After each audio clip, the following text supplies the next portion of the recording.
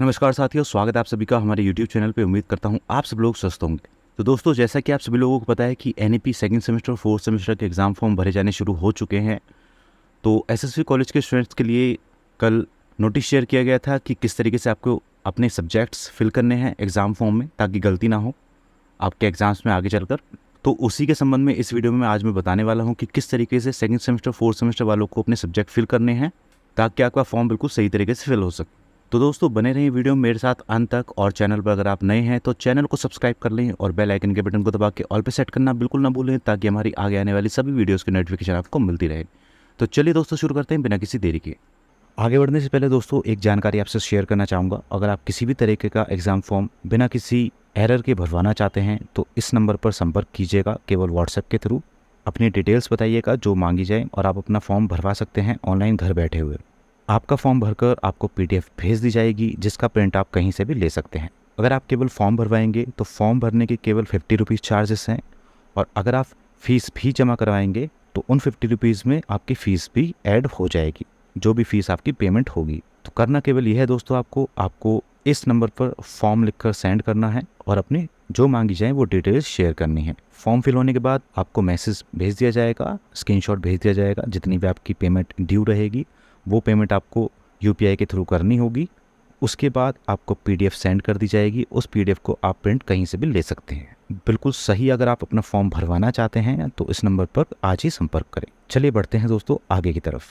तो दोस्तों, सबसे पहले मैं शुरुआत करूंगा, एक बार डेट्स देख लेते हैं क्या क्या डेट्स हैं एग्जाम फॉर्म भरने की। तो एग्जाम फॉर्म भरने की लास्ट डेट है 25/6/2022, और 27 को कॉलेज को फॉर्म वेरीफाई करने हैं 27 तक, इसलिए आप 26 तारीख तक अपने फॉर्म कॉलेज में जमा कर दीजिएगा। 25 तक ऑनलाइन भरने की डेट और 26 तक आप कॉलेज में जमा कर सकते हैं, तो उससे पहले पहले कर दीजिएगा। चलिए अब चलते हैं कॉलेज का नोटिस पर और सब्जेक्ट के नोटिस पर कि क्या क्या आपको सब्जेक्ट चूज करने हैं।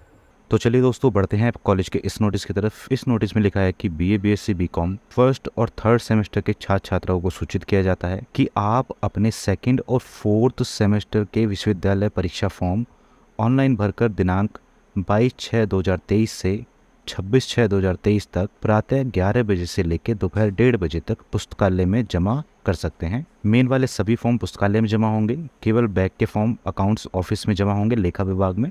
तो ये चीज़ ध्यान रखिएगा। फॉर्म के साथ आपको निम्नलिखित चीज़ें लगानी है। सबसे पहले आपको कॉलेज की फ़ीस की स्लिप लगानी है, या आई कार्ड की फ़ोटोकॉपी लगा दीजिएगा।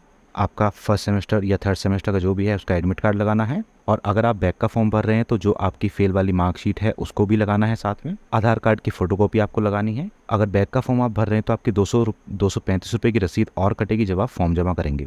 महत्वपूर्ण चीज़ दोस्तों इसमें यह है कि अगर छात्र छात्राओं के सेकेंड और फोर्थ सेमेस्टर में लिए जाने वाले विषयों की सूची इस नोटिस के साथ जारी की जा रही है, उसी नोटिस के अनुसार आपको विषय फॉर्म में भरवाने हैं। यदि किसी छात्र छात्रा द्वारा गलत विषय चुन लिया गया है तो वह फॉर्म जमा करने से पहले सर्वर रूम में संपर्क कर अपने विषय सही करा ले, उसी के उपरांत फॉर्म जमा करें। तो दोस्तों, अब हम बढ़ेंगे सीधे सब्जेक्ट लिस्ट की तरफ। सबसे पहले मैं दोस्तों बात करूंगा सेकंड सेमेस्टर की, बीए, बीएससी, बीकॉम।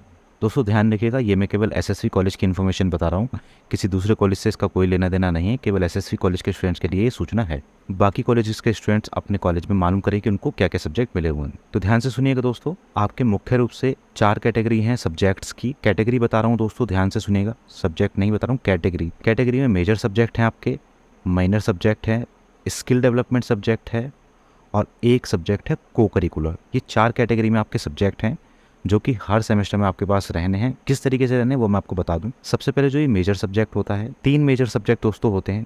मान लीजिए बीए का स्टूडेंट है तो उसके पास कोई भी 3 मेजर सब्जेक्ट हो सकते हैं। हिंदी हो सकता है, संस्कृत हो सकता है, इंग्लिश हो सकता है, या इंग्लिश हो सकता है, हिस्ट्री हो सकता है, संस्कृत हो सकता है। इस तरीके से कॉम्बिनेशन में 3 सब्जेक्ट उस बच्चे के पास में होंगे, वो तीनों उसके मेजर सब्जेक्ट माने जाएंगे।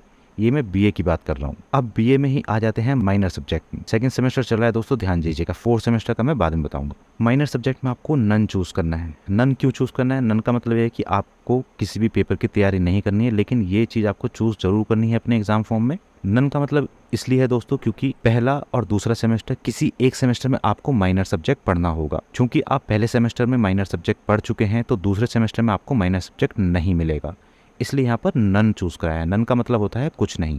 तीसरा जो ग्रुप है वो है स्किल डेवलपमेंट का। स्किल डेवलपमेंट में बीए वाले बच्चों के लिए रहेगा सेकंड सेमेस्टर के लिए योगा एंड करेक्टिव्स। इसका कोड ये है, ठीक है दोस्तों। सेकंड सेमेस्टर चल रहा है, ध्यान दीजिएगा दोस्तों अभी। अब हम आते हैं चौथे ग्रुप पर। चौथा है को करिकुलर सब्जेक्ट। ये है first aid and health. Subject का नाम ये है, ये आपको जरूर लेना है। ये सभी बच्चों के लिए कॉमन है, बीए हो, बीएससी हो या बीकॉम हो, किसी भी क्लास का बच्चा हो, सेकंड सेमेस्टर में ये कॉमन सब्जेक्ट है, तो ये आपको लेना जरूरी है। ठीक है दोस्तों, तो आप समझ गए होंगे कि 4 तरीके के सब्जेक्ट आपको अपने एग्जाम फॉर्म में भरने हैं। 3 मेजर सब्जेक्ट हो गए आपके। 3 मेजर सब्जेक्ट में आपका प्रैक्टिकल भी इंक्लूड हो सकता है, मतलब वो 4 या 5 की संख्या में भी दिखाई दे सकते हैं। के बाद एक माइनर सब्जेक्ट हो गया जो कि आपका नन रहेगा। एक स्किल डेवलपमेंट सब्जेक्ट हो गया जो कि आपका योगा एंड करेक्टिव्स रहेगा बीए वालों के लिए, बाकी क्लास का भी मैं बताऊंगा। और एक को करिकुलर रहेगा फर्स्ट एड एंड हेल्थ।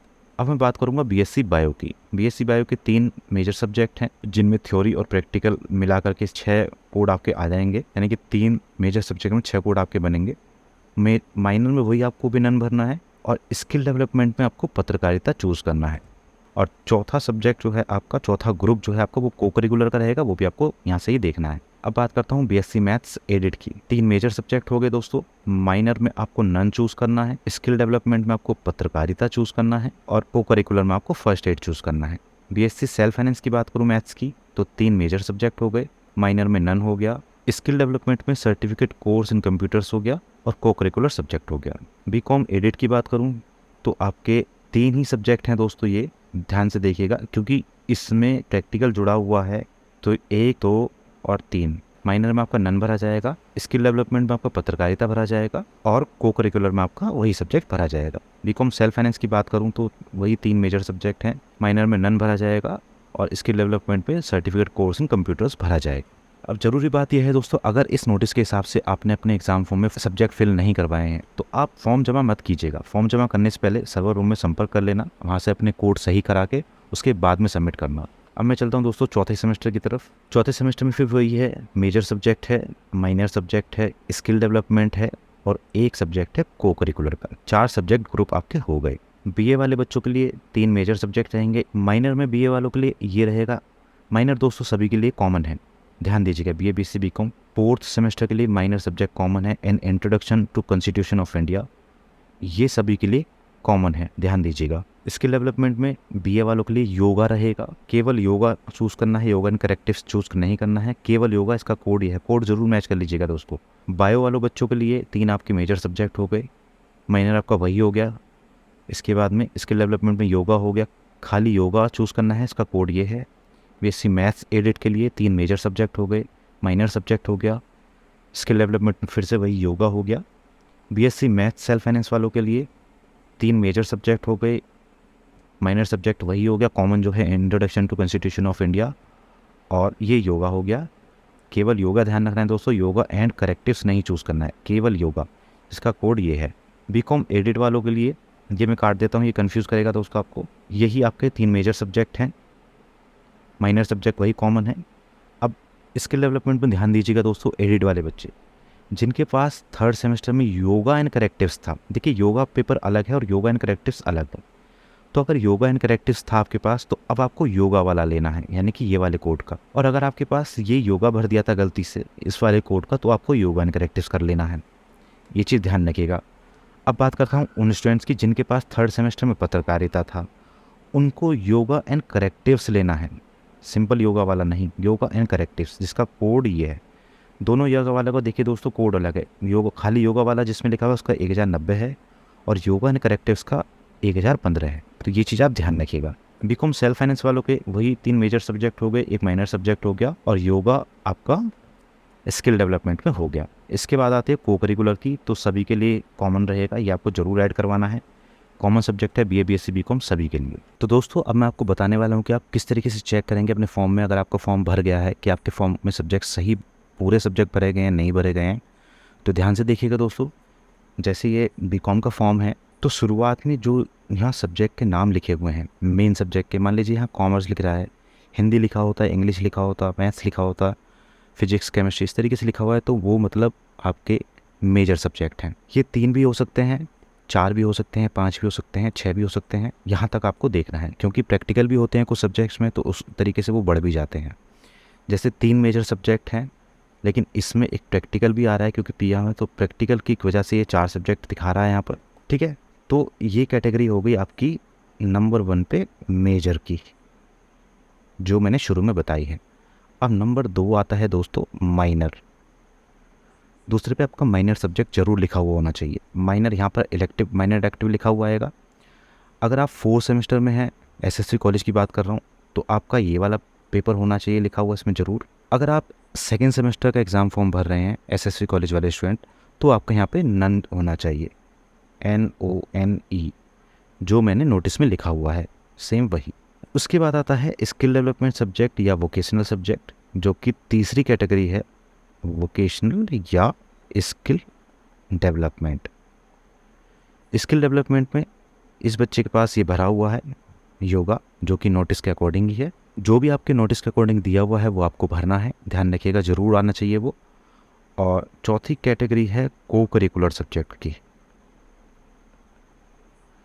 को करिकुलर देखिए दोस्तों, यहाँ पर लिखा हुआ है, ये पेपर ऑटोमेटिकली आ जाता है जैसे आप इस पर क्लिक करेंगे। कोड हालांकि नोटिस में गलत हो गया है, तो कोड यहाँ से आप चेक कर लीजिएगा, ये वाला ही कोड है। तो इस तरीके से आप दोस्तों अपना फॉर्म चेक कर सकते हैं। अगर इस हिसाब से फॉर्म आपका नहीं भरा गया है, ये चारों कैटेगरी के आपके सब्जेक्ट नहीं शो कर रहे हैं, तो आपका फॉर्म गलत है और आपको वो सही कराना होगा कॉलेज में जा कर के।